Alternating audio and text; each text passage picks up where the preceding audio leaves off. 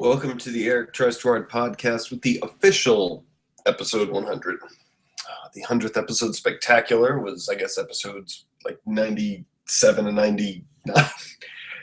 Whatever. So this is just me. Just want to kind of talk about last year. I did one of these last year, my year as a ghost dad.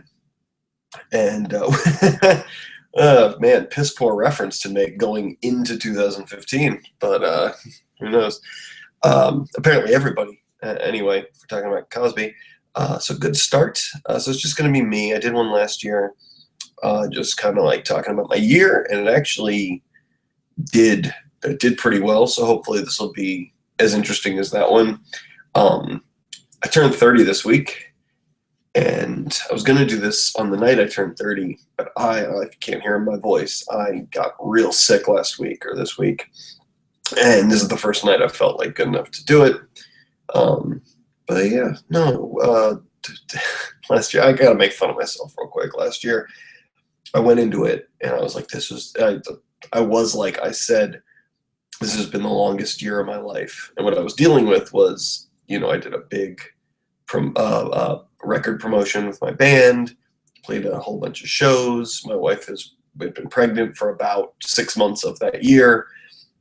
And I'd been working, 50, 60 hours a week and all that stuff. And so and then getting everything in the house and everything ready for the baby. And I don't know. So yeah, I was a fucking idiot. This year has been about 20 times longer. Fuck, dude. I don't know the makeup of who all listens to this, if you have kids or not, but like, oh my God. You're literally wiping shit. It's literally shitting on your dreams is what it does. And I mentioned this for those of you who watched the 100th episode, spectacular, fucking stupid name. I stand by my statement that it's a 24/7 job, and it's not the 24 that gets you. The 24 you can do, but it's that 7. That 7 is like brutal because there is no break. Now I got to say something else. Actually, you know what? I'll get to that later. Because it's not as bad as that. That's just about it. My freezing. All right. So yeah. So let me just launch into it. I'm going to talk about what happened this past year. I don't know. It was long. It was crazy, and I had probably some of the highest highs I've ever had, and definitely the lowest lows I've ever had. And I could have fucked my life up pretty bad this year. I was a wreck for many months, and it was not good. But anyway, I'll go into all that as we get to it. So there were some good things too, but yeah, I don't know. Whatever, make of it what you will. So the last one of these that I did, I think was the last podcast I did just by myself. It was before I started having guests on again. It was before I started doing this Google Hangouts thing and having people on who were outside of Baltimore, and having a lot of comics on. And the reason for that was I was loving all the ones episodes where I just talked to myself. I think they're like episodes like 20 through 30, somewhere around there. I really love doing those. They're so much fun. And I think they were actually pretty interesting and entertaining, as long as I had done the proper prep. A few stinkers in there. But I thought I was doing pretty good with that. And in the end, I was talking to my dad, like right after I did the last year in review one. And I was telling him how excited I was about it. And he kind of looked at me like, he's like, dude. He didn't say dude. Young man, you're not going to get any viewers doing that. Actually, you know what? That was the subtext. What he actually said, because I was explaining, I was so excited. I was like, I'm doing this thing. I'm just talking to myself. I think it's going really well. And he was like, yeah, you should have guests on. You should go back to the guests. And so I told him, I was like, well, the problem is I can't do these guests because I can't do them in the house. And I figured out this Google Hangouts thing, but I can't really, I reached out to all these people, like comedians and some of these bands, and all the bands I had on, they weren't retweeting anything. They weren't doing any promotion. They were just kind of, going on, getting excited about it. And then when it came out, they didn't give a shit. And they didn't post it anywhere. They liked my post, but it was just very self-serving. I was like, well, maybe we can get his audience and we don't have to, promote it to ours. So I told him that. And I also said, like, in a lot of these comics who I was talking to they were either flaky or they just weren't receptive to it at all. And the exception of Mark Miller came on, which was awesome. But other than him, everybody else was kind of just ignoring me or saying, yeah, that sounds great, and then never getting back to me to actually nail that date. And he told me, he was like, well, are these all Baltimore comics? Are these Baltimore bands, local? As I said, yeah. And he goes, well, that might be your problem. Like, they're a group of people, whatever groups that I was targeting, they're groups of people who have not left to go to a bigger, they have not relocated. And he might even asked me, are they from Baltimore? And I said, yeah. He's like, they haven't relocated for their craft. And he loves comedy, but he doesn't know like the inner workings of the open mic circuit, where it's like you do your first couple of years in your hometown and then you move. But even so, the point still stands, because what he was describing was very accurate. It was a lot of people who, just from the very nature of how I was finding them and approaching them, they were the type of people who, the reason they haven't made it out of where they were was because they weren't willing to just do this kind of thing. They wanted to be on podcasts that were going to grant them a much larger audience. And it's like, you can't always make, vertical moves. You usually make lateral moves. Like my 30 people meet your 30 people kind of thing. That's how bands always worked. And so I always say that musicians have a lot to learn from comics, how to make art. Because comedians go on, tell jokes over and over again, perfect the joke, learn what works, what doesn't work. Bands just write something and they put it out. And like, maybe they'll have like a producer, an engineer, a couple of other trusted ears helping shape that. But it's not like they go and tour these new songs extensively and try to figure out what works and what doesn't work. And so there's a lot of punch-ups and revising and stuff that bands could be doing, like comedians do, in order to put out the best music. How many of you ever heard a band, they put out a record and you're like, they just put out 2 great records and now this third one is a complete stinker. How did that happen?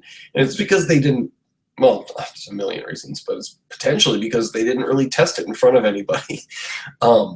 They were going in a direction that was flawed from the start, or that was going to fall flat to their audience from the start, and they never knew because they just kind of created it and threw it out there. But here's the thing. For every one thing that musicians need to learn from comedians about making art, there are 10 things comedians need to learn from musicians about how to market and promote. And that's a big sign where it's just, there's a lot of comics who just won't go on an equal or less than outlet for their comedy or for their brand or for their name, whatever, all that stuff. And so I kept running into that, and he made a good point. And he was just like, why don't you reach out to people in LA, New York, Vegas? He didn't say Vegas, but I looked into Vegas and Chicago too.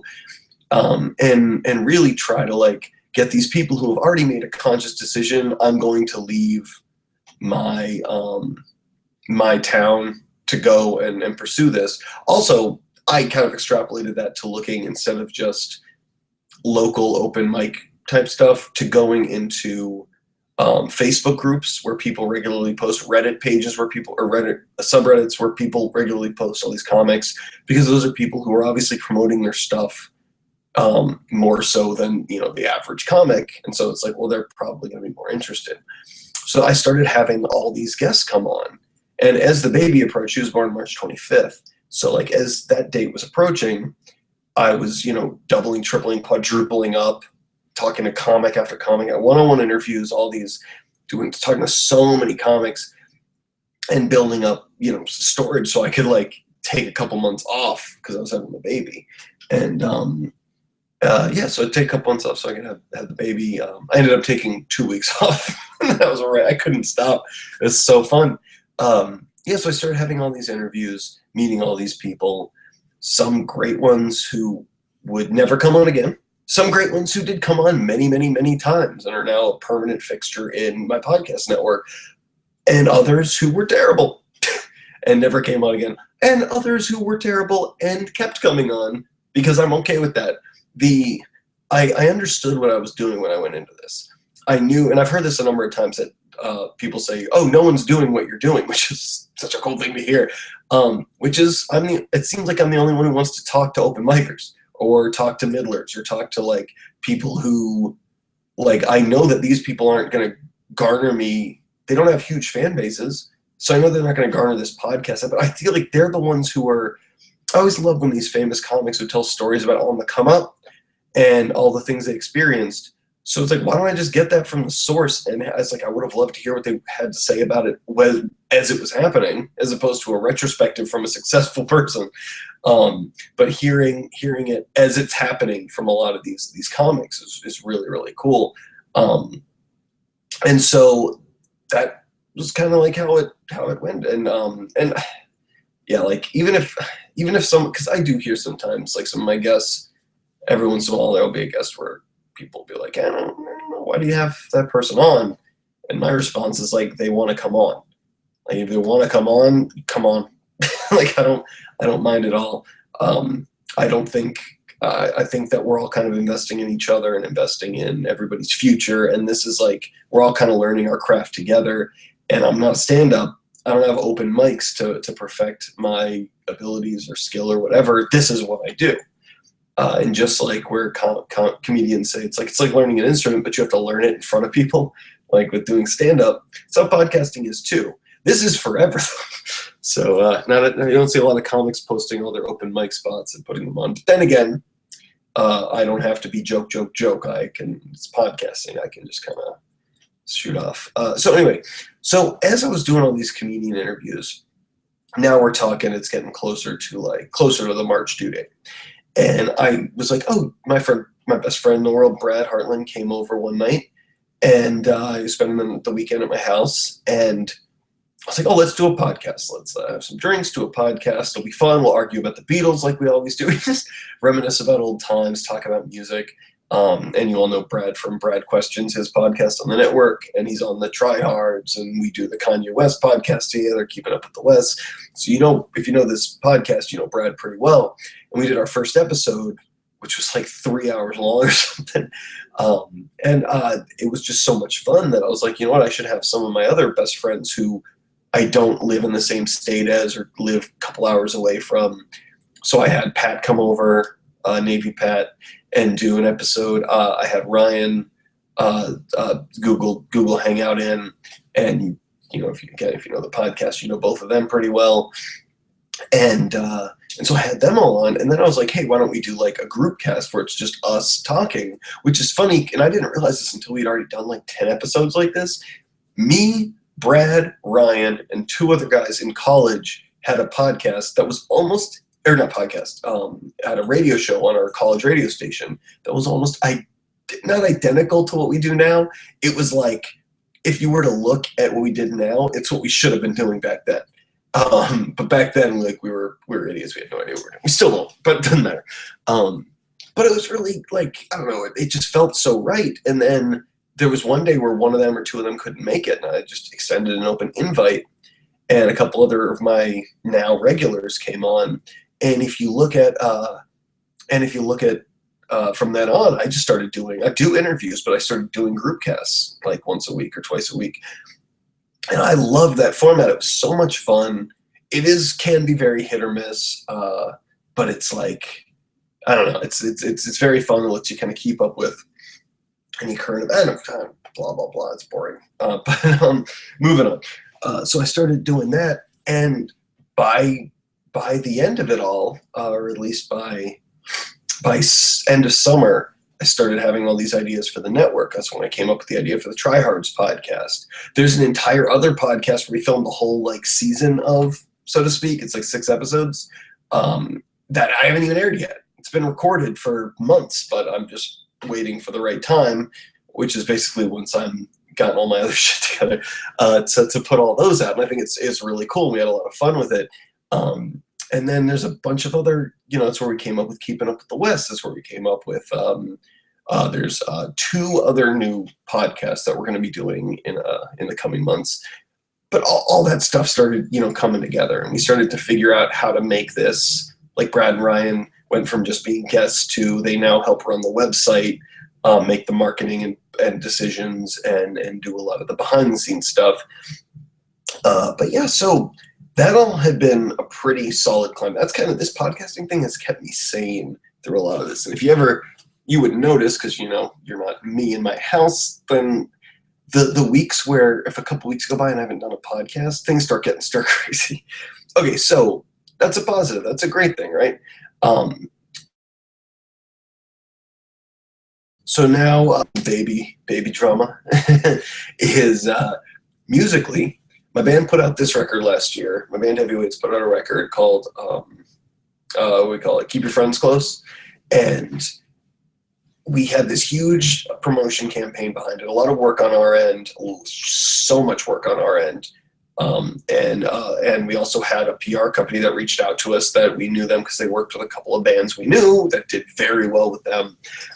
And the album was received like pretty well, but it was one of those things where it's like, it'd be one thing if like 100 places listened to it and reported on it and said, oh, it sucks. That'd be one thing. You could deal with that. But this was like every place was like, yeah, it's pretty good. Or they were just like, yeah, it's good, but we don't feel like reporting on it. And so it was a lot. I always describe in my article series and when I talk to people about marketing music, I always describe band moves, playing shows, putting out records, podcast, whatever it is, anything your band does to promote or put out content. It's I call it buying lottery tickets. So every time you do something, you're buying a lottery ticket. So if you do more things, you're increasing your odds of winning the lottery. But at the end of the day, you still have to win the fucking lottery. So it's not exactly, it's a lot easier said than done. So you do all those things and there's still complete, just chance. And that's kind of what we did. And I almost felt like it was even more like, to kind of bastardize my analogy a little bit, it was like all that work we did was the equivalent of buying one lottery ticket to the big show, to the actual big show, because we knew that this was, the record was going to be going out a lot of places, and knew it was low expectations because you still have to, like I said, you still have to win the lottery. But when it just, did well, but didn't like push us over any kind of edge that would like change how we did the band, it was a real, like, it wasn't, I guess it was a letdown. It wasn't like a emotional letdown. It was more of a like holding our breaths for months and then, okay. Yeah. I mean, they just had like a $1.2 billion lottery or whatever. And yeah, I bought some tickets. And of course, when you didn't win, you're still just like, well, okay, yeah, I'm not bummed about it. I didn't expect to win, but an hour ago, my wife and I were discussing all the ways we wouldn't share our money with other people. We were already setting up boundaries with our relatives and loved ones. But yeah, so like you have those excitements and those not expectations, but dreams and desires. Anyway, so that happened, and we kind of cooled off, where it was like, let's just spend 2015 playing big shows.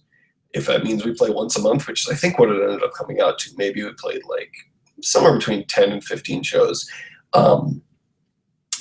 See, now I'm trying to do the math and get the actual number. That's never going to happen. But like we were playing, like we'd only play shows where either open up for like a big headlining act or open up for like a big local band CD release show that was guaranteed to draw a lot of people, or we would headline a bunch of, touring bands that were bigger than us or nationally, but smaller than us locally, kind of that kind of thing.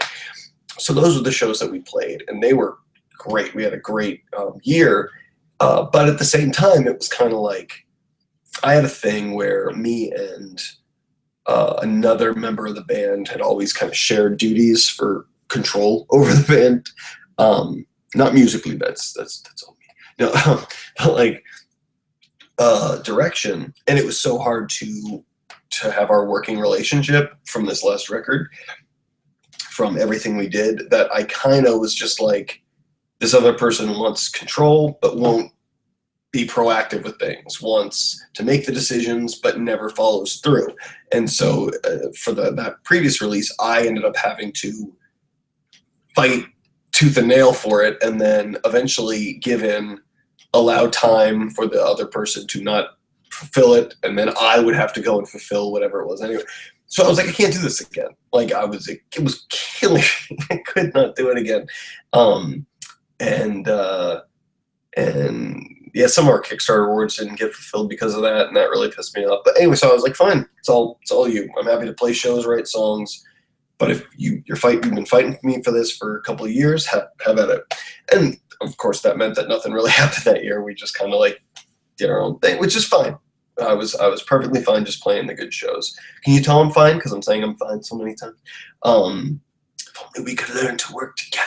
But so yeah, like I don't know. So going through the band stuff, the big bright spot though, our page I guess got auto renewed for the Warped Tour Battle of the Bands, and after 3 years of trying so hard to get on that thing, just nothing ever happened. And then, so this year they went up, we posted it one link once 3 months before the deadline. And then our singer Dave sends us a text literally the day after we were actually talking to another band about the Warped Tour thing. And we're like, oh yeah, I think we're signed up to try. We haven't really promoted it, whatever. He goes, guys, we're playing Warped Tour. And my initial response was, fuck you. No, we're not. And no, sure enough, we got to play our local Warped Tour date in front of a giant crowd. Show went fine. I mean, did whatever, sold some stuff, had some people, I don't know, dancing and all that. But like, yeah, it's whatever. It's more of a rite of passage and a cool experience we promoted so hard on the outside of the gates and the inside of the gates. And this time we were walking around with our passes and, just doing all the, as a band at Warped Tour stuff, and had access to a lot of stuff, which was really cool. But that was really cool. So the whole band stuff, and again, another bright spot. It wasn't like, it was more like it felt like more like a wind down, and less of, like the previous years where it was all excitement, but still really fun, really good. So anyway, all right. So here's the meat of it all. So we heard some of the good stuff, and so I'm going to get to, there's a couple of other good things. The comedy writing that I haven't talked about yet. I haven't even really talked about it too much on the podcast as a whole, but that was a pretty cool experience from 2015. But I'll get to that as this baby stuff happens. Okay, so to put it in the mindset, the end of 2013, I kind of had a revelation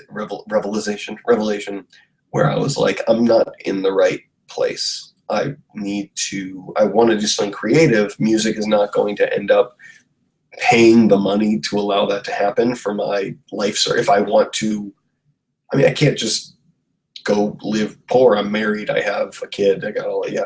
So into 2013, I was like, I want to do something with comedy. And I kept saying, I was like, oh, I'll go to like some open mics and whatnot.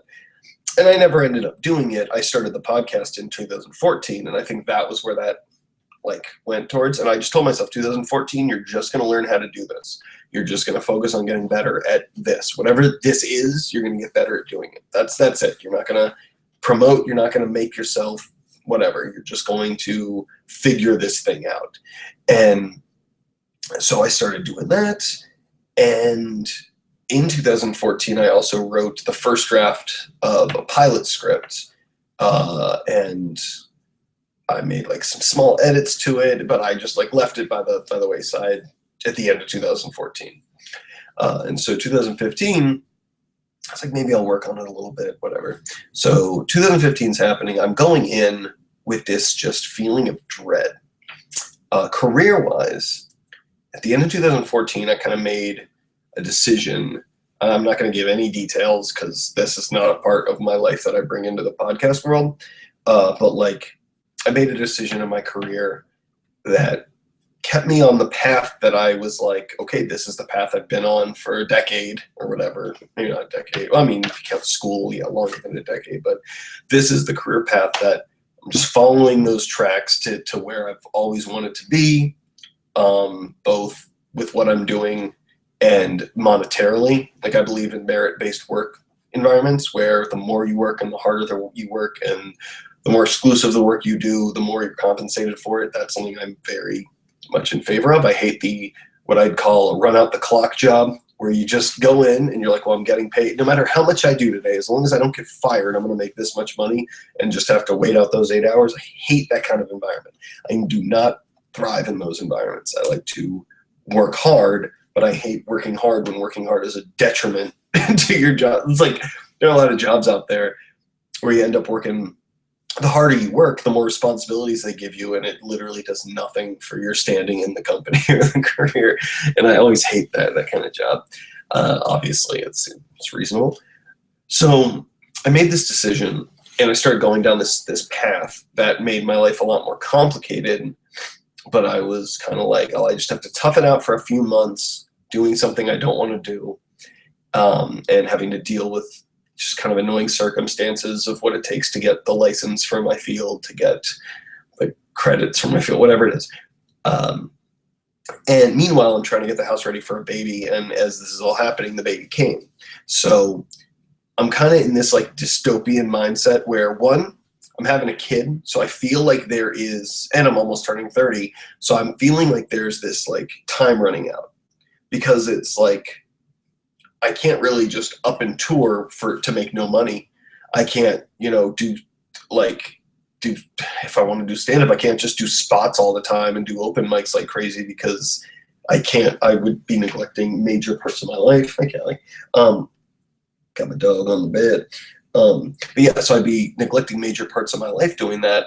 It's almost like I'm pricing myself out of my dreams. I think if I don't make some headway. So I started really thinking about how I can switch over my outside of the house hobbies or outside of the house passions to try to do them inside. Like podcasting works very well to help build up, comedy stuff and writing. Both of those are things, and it turns out those are things I excel at far more and enjoy far more than touring in a band or doing stand-up sets. Yeah, it's fortunate. So I'm figuring all this out, and I'm feeling this ticking clock. And at this point, my life is now kind of I guess as of end of summer 2014 and through till now, is my life is 100% work. Hell, it's probably been like that since 2012 with all the band stuff I was doing. So yeah, probably since 2012. But the life it's always been work. If I'm either working to make money, or I'm working on something for the house or the baby or the band or the podcaster, it's always something. There's very few times where I'm allowing myself any time, because I need to make up for so much lost time. Everybody around me is starting to do all these things I'm passionate about, especially jumping into this comedy world. Been doing it so much younger than me that I'm at such a disadvantage. And it's like I'm almost at the age now when people start going, oh, I can make a living off of this. And maybe I'm just doing too much upward social comparison, and everyone I'm surrounding myself with or looking at is just doing that well, which I think is a positive thing. And that might be inflating my sense of how well I should be doing for my age. Who knows? Or this could be completely normal. Whatever, it's making me work harder, so I'll just keep feeling miserable. Another thing that happened, I've always been such a happy-go-lucky person, and one of the things, I still get very giddy and excitable on this podcast, but in day-to-day life, I noticed a couple of things. People always fucked with me my whole life. And it was just a quick example is that anytime I go to a bar, almost any time somebody tries to start a fight with me, unless I'm playing a show or I'm part of the whatever it is. If it's just a bar where nobody's performing, it's just people are coming to drink, hang out, hook up, whatever, people start shit with me a lot, an absurd amount. And I've had friends who've seen this and well, you're not doing anything. You're just existing, and this is coming towards you. Because I was what am I doing? What am I putting out there? And there's been the main theory that people have is you just look happy. And so drunk assholes want to, start something because you look just so happy. I think it's because I'm very tall and very skinny.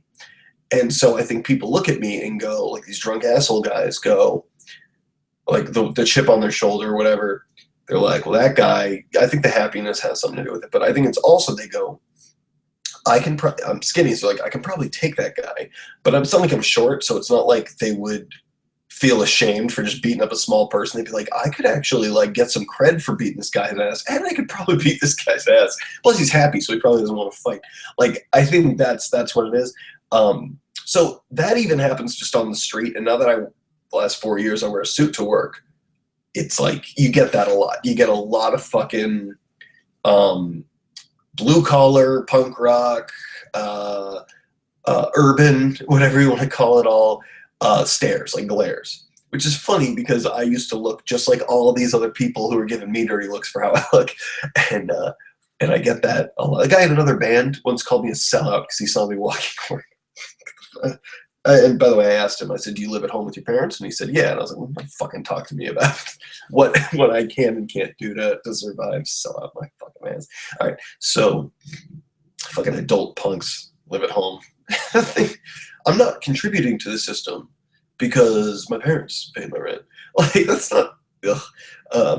I used to be like that too. I used to think that whole, well, I'm just as much as like a gutter punk who's not contributing to this capitalist society. It's like, yeah, you are. Or no, you're not. You're right, because you don't have any responsibilities yet. So you have to figure out. Punk rock culture only works for punk rock, for people who make money off punk rock. The clean conscience. So anyway, yeah. So punk bands don't judge your fans for not being punk enough, because the only reason you're able to live your punk rock lifestyle guilt-free is because the money you're making is coming from people, and because that have to make that money through some other means. Anyway, not everybody can write a fucking zine for a living. How do punks think the economy works? It's insane. All right, so we'll talk about hard times later too. That's where my mind goes all the time now. So anyway, so I have this ticking clock, and people glaring at me on the street. So I end up like just starting to develop this shell of like, all right, fine, I won't smile and I won't smile. I'll just walk around with this like 1,000-yard stare and this just like don't fuck with me smirk, or not smirk, don't fuck with me like straight face. Like that's what I have to do. Just walk around like that, and it's worked. people are a lot nicer to me. And another thing, because I was trying to be more funny on the podcast and more funny from a big thing from last year's retrospective podcast, I wanted to figure out ways to make my wife laugh more. I used to make her laugh all the time in high school and high school, I didn't know her then, college, but like that was easy. Dane Cook was popular. I was a spastic individual who used funny words, so everybody was on board. When Dane Cook was popular, I did pretty well with the ladies and friendships and parties. But the second he was out, nope, no more. I was not. Once Dane Cook and Chandler were no longer popular in the mainstream, I was out. My shitty wordplay was not going to fly. So I was trying to figure out ways to be more funny, and I started noticing that like my personality has been, not so much anymore because I'm fucking exhausted. Like my high school and college personality has been very happy-go-lucky, bubbly, like a Pete Holmes type. But here's the difference between me and Pete Holmes. Well, a lot of differences. That guy's talented. But like with Pete Holmes, he is funnier when he's happy and exuberant. I am not. I'm annoying as shit. I always found that when I was saying something like really annoyed, it wasn't trying to be funny, annoyed or angry or like fucked up or mean, people laughed far more than when I was making like what I considered a really good joke, but like in a jovial tone. And I was like, shit. Like it's a lot. And it's not just me, by the way. I think it's comedy in general. For the most part, the more calm and relaxed you are, the more natural you are. And the more annoyed or angry or whatever, not even angry. It's just, maybe it's not an emotional thing, but it's more like if I don't laugh at my own jokes, and it's so obvious, but I didn't know, I'm an idiot. If I don't laugh at my jokes and I just don't tell them like jokes and just like deliver it then people find it more funny. It's like there's a great scene in Entourage. Yes, there's a great scene. There's a couple of them, and most of them involve Seth Green. But there's a great scene in Entourage where Johnny Drama is doing voices for some like cartoon thing with Andrew Dice Clay, and he's delivering lines and they're not working. And he was just like, because he's delivering them like they're jokes, and they are jokes, but he's delivering them like, I'm in on the joke too, which is something I always had an issue with my own stuff. And someone else tells him, he's like, no, you just have to deliver it normal. You're not telling a joke. You're just saying that statement, and that's why it's funny. And so I started noticing other like comedians, and I was like, oh shit, that's what they're doing. That's they don't have to put it off like they're in on the joke with their tone of voice. They don't have to be like, I get it too, you guys. No, obviously they get it. They're telling the joke. It's so much more funnier when it's just, or not funny. It's so much more funnier when it's natural. And so I was trying to convert that more natural thing to my own voice. Plus, I will say again, when I'm giddy and excitable, my voice gets so annoying. So I was like, all right, just cut that shit out. And again, it really helps that I become a lot more like tired, bitter. And I guess I always was deep down, but and you know what? Maybe that's why people didn't like. Maybe that is why I'm annoying when I'm like ultra happy, because it's kind of fake. I think I've always gone through my life not intentionally faking, but it's more like it's like if I put on the happy face, then I'm happy, and I think I did that until it worked for me, and I truly felt happy. But the problem was, I'm kind of realizing this as I'm saying it, but like I think the problem was there are so many things in my life that I didn't pick up on, didn't realize, didn't like how shitty my music was at certain points in my life, how shitty my jokes were at certain points, or how shitty of a Magic player I was, how shitty I was at even like Little League sports. Like I didn't recognize that because I always put on the smile and no, it's all good, everything's good, it's all fine, till I like really believed it and felt it, and then now I'm just kind of seeing the world as like an honest, like from an honest, objective standpoint, and it's terrifying and depressing. It reminds me, there's a cool psych theory where it's that people with depression, they see the world. There are studies that show someone who has depressive symptoms has a more accurate view of the world, and they'll give a bunch of people. It's just one small example question, like 50% of marriages end in divorce. What's the likelihood that your marriage is going to end in divorce? And most people without depressive symptoms will go 0%. Like they're not married necessarily. They'll just go, no, it's 0%. There's no way it's possible. And then the person with depressive symptoms is like, well, probably 50. Like it's not. And then I know that can have some hollow, implications and some, you can argue against that question. There's a million questions like that. And it just showed people with depressive symptoms have a more objective view of the world.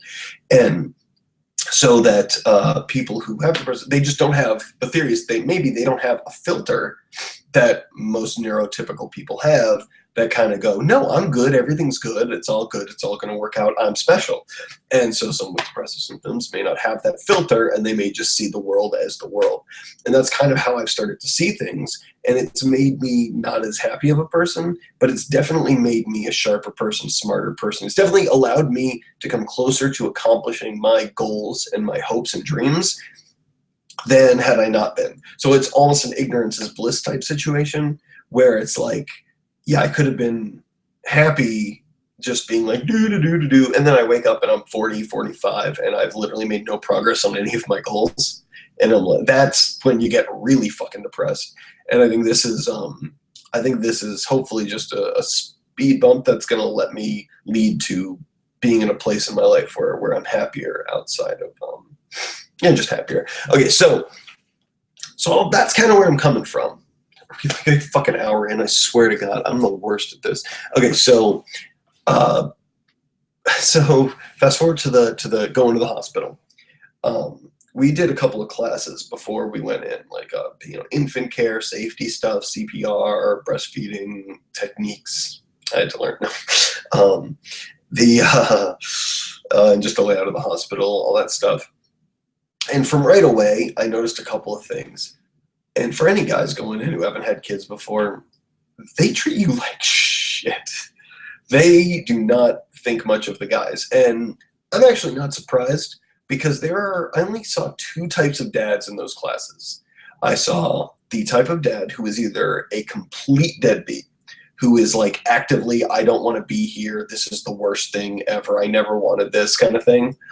Or they have I am the guy, I'm just here to support my wife. She is my rock. She is so smart, much smarter than me. I'm just here to serve her on this earth. That kind of thing. There were those dichotomies. There were the completely submissive husbands and the completely neglectful husbands. I did not see a single couple during those classes that were or even in the videos they showed us, of the symbiotic couple. It was always all about the woman, or fuck her, I'm an asshole. And so if those are the kind of guys who are going in, then, and maybe that's the majority of relationships, who knows, or maybe that's the majority of relationships that, I don't know whether it's go to those classes or, I don't know, there's a million possibilities, but that was what I saw. Those are my experiences. And so the whole time, like there was one, I forget if this happened in the hospital or if it was in one of the classes, but a teacher said, or teacher, well, there were teachers of the class, but someone said, I think it was the hospital, because someone said to me, it's going to be weird not being, you know, the center of attention anymore, huh? I was like, I haven't been the fucking center of attention since I was 5 years old. Like, I have a younger sister. I'm also a guy who's not insanely rich or insanely attractive. So in high school, I was not the center of attention. In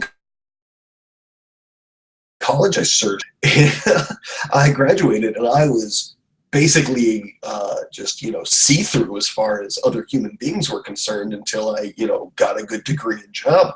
Like, and even in my relationship, I've never been the center of attention. Like, it's never, I'm sure maybe days have been, and hell, I'm in bands, and I've never really been the center of attention. I'm the singer.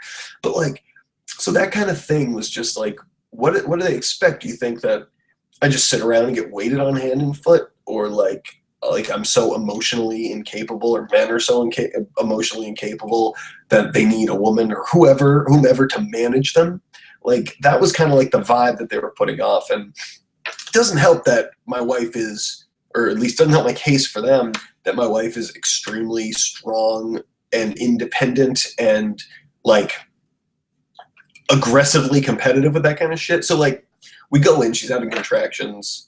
It's just miserable. She can barely walk. I'm trying to help her.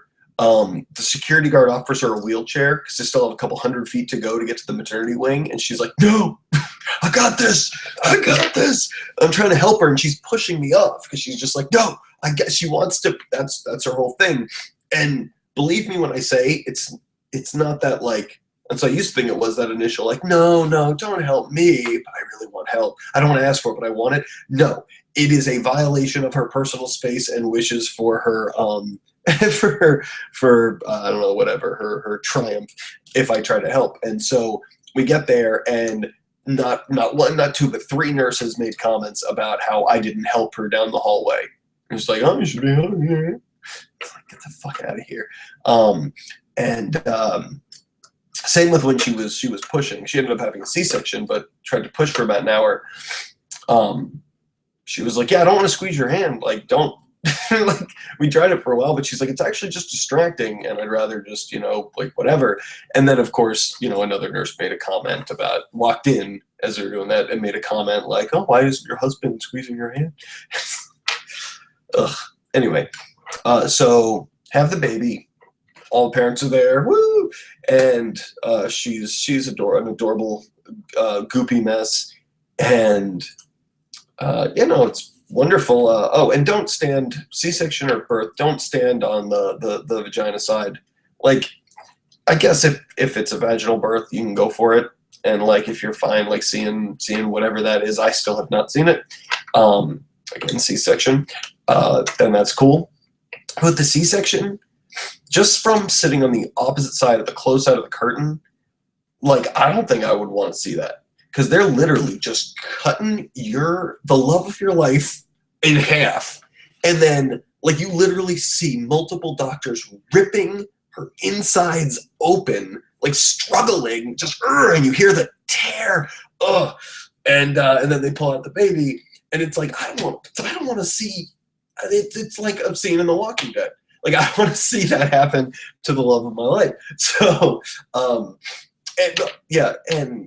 and so then the baby came out, and that night the hospital had this whole like, they have a nursery, but they don't have like, it's not like in the movies or in, you know, states who aren't cheapskates, where they like take the baby for the first couple nights, put them in the nursery, and you visit and whatever, and you feed and all that stuff. They're like, no, you just keep the baby for the nights that you're here. and we're first-time parents. We haven't slept. It's just a nightmare. My wife can't even get out of bed. I mean, she just had a C-section, can't get out. And I'm a little bitch when I'm tired, and that's, I mean, just being honest. And on top of all this, and I will say, here's the other like kind of backstory thing with it. I wanted to wait a couple more years to have a kid, and she didn't. And it was a big point of contention that lasted many, many, many, many, many, many, many months, that we still argue about.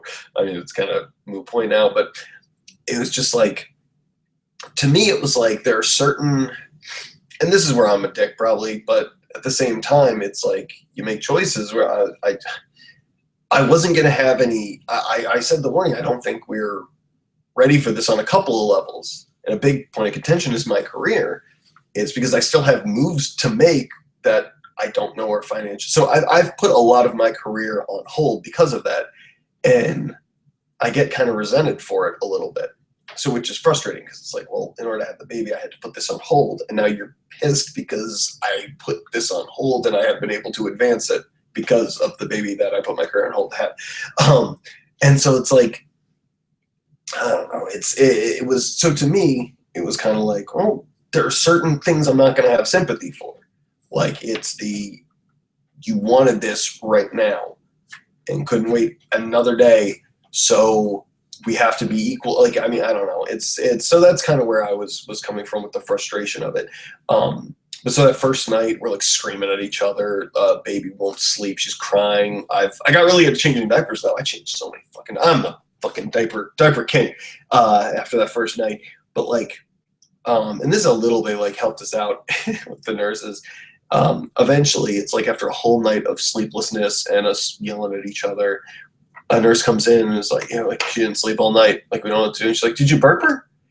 I'm sitting here. I held her in every different way. I held her in all the ways to get her to go to sleep. I did all this stuff. And I just didn't think to burp her. Neither my wife, but she was all drugged up and all just came from major surgery, so I can't really hold that against her. But so I just go like, boop, boop, blah. And she's out. And I guess by the third night, we ended up being like, no, fuck that. She's going in the nursery for the night. We're getting some sleep.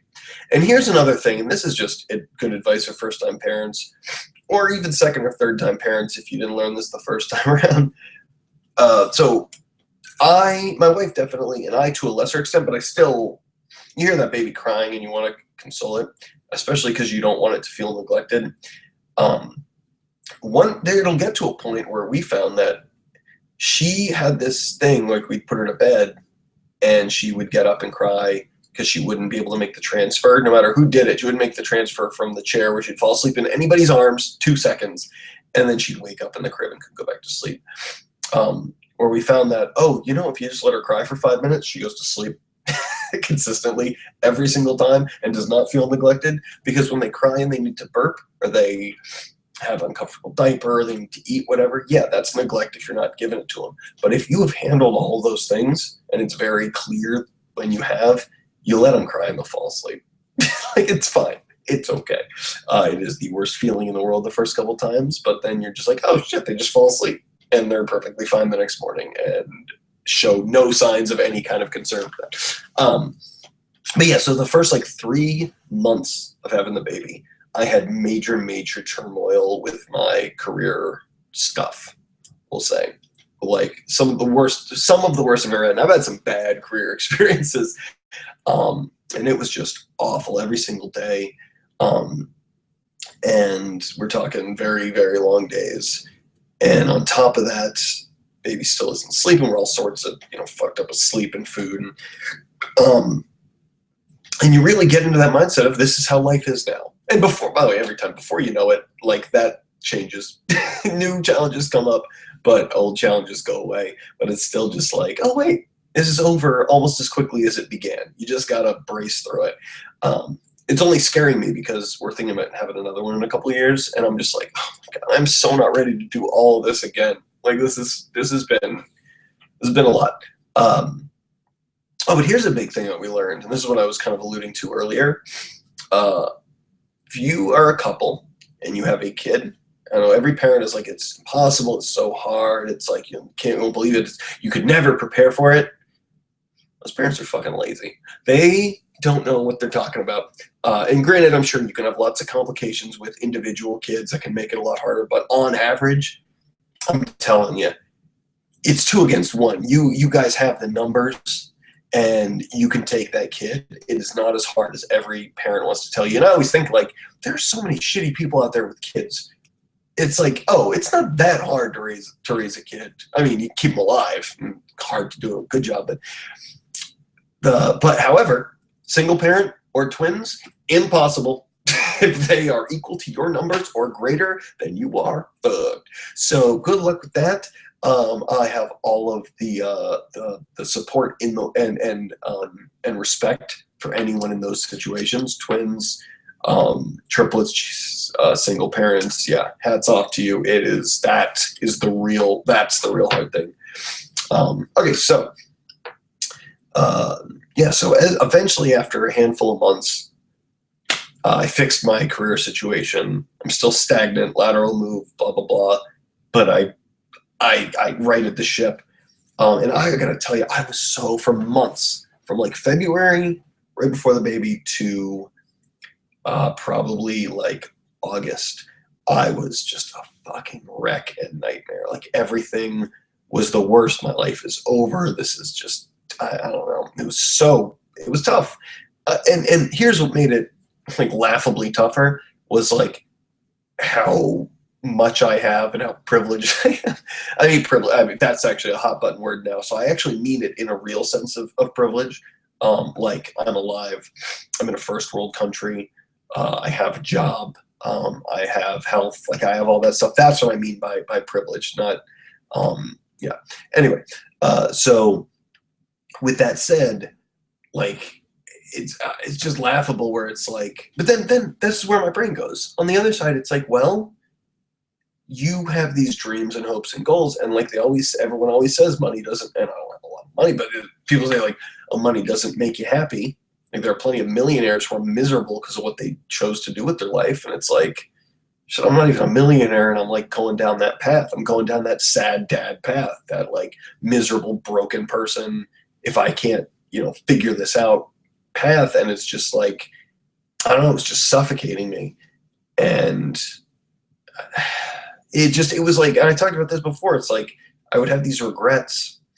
Like, on previous episodes, I talked about, I have these regrets that I didn't even have the desires to do these things when I had the time to. So, okay, like, it's like, oh man, I should have been podcasting since I was 18. I should have been doing stand-up instead of music from the second I like got into college. But I didn't actually want to do any of those things until like 2 years ago or 3 years ago. So it's like, or comedy writing, any of that stuff. So it's like, what's the fucking point? I didn't realize I wanted to do that until after the years I should have been doing that. It's so laughably stupid. Anyway, I'm glad I'm talking this out. Jesus, I should have just done this during that time period. Instead, I'm talking to like, some comedian is like, so how many times do you go up a week? I'll learn that phrase so I can fit in with you guys. So yeah. So kind of came out of the woods after I kind of righted the ship on the career thing, and then baby started sleeping through the night. And at that time, the podcast stuff started going in a direction where it actually looked like a real thing. And on top of that, I started making this one of the biggest outlets I had that really did help me through this. And I haven't written music like this. It's this acoustic punk thing I've been doing. And it's done really well in the group of people I want it to do really well in.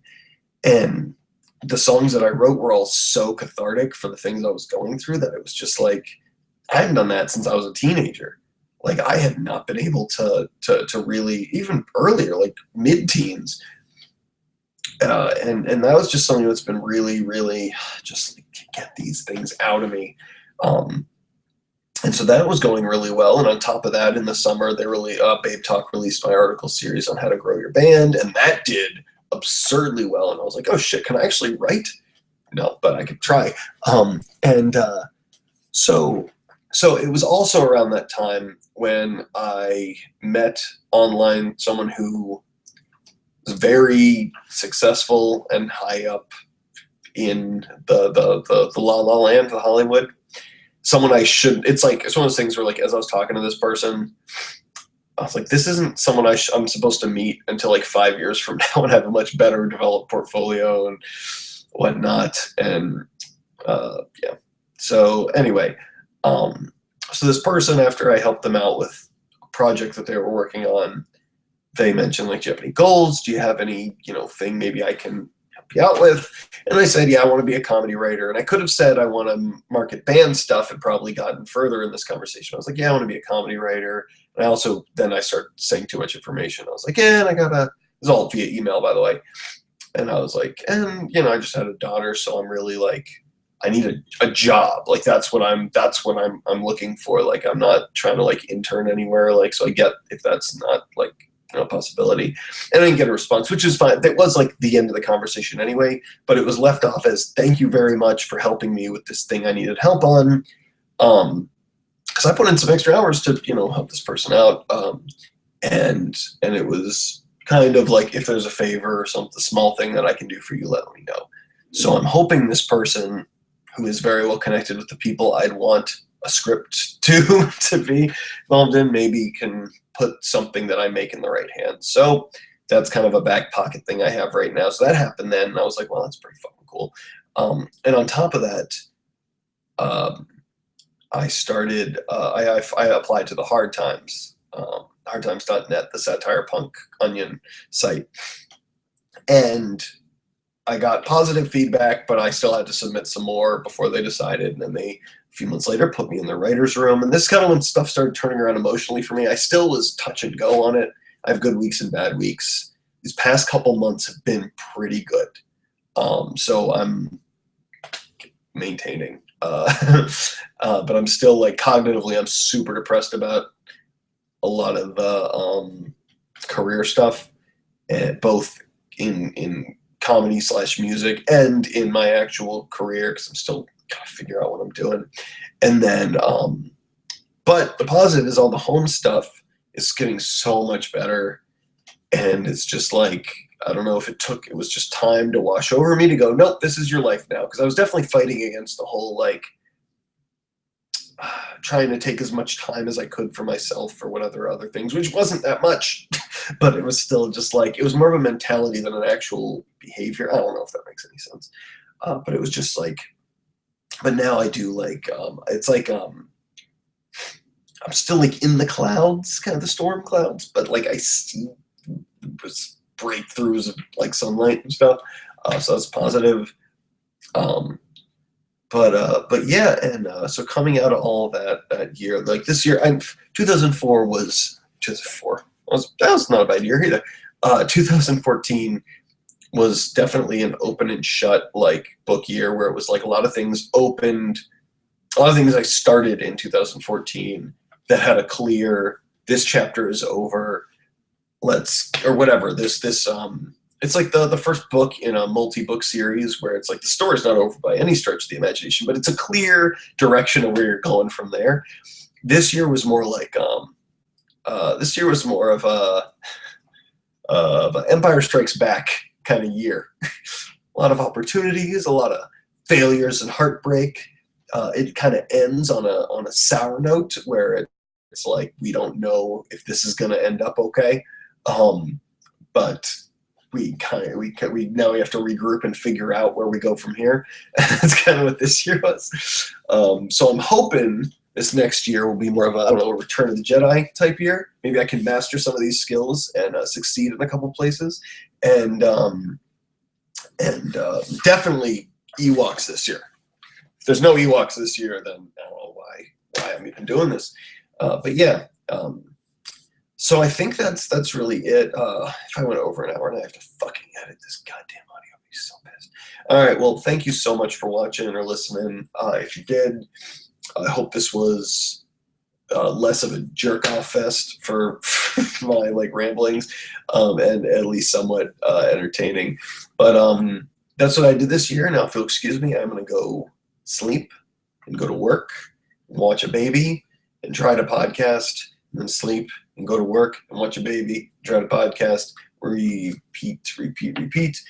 And the next couple of weeks, or next week, couple days, I will be thinking of all the more interesting things I could have and should have said in this podcast episode. So enjoy the fact that nothing I've ever given you is as good as it could have been or should have been.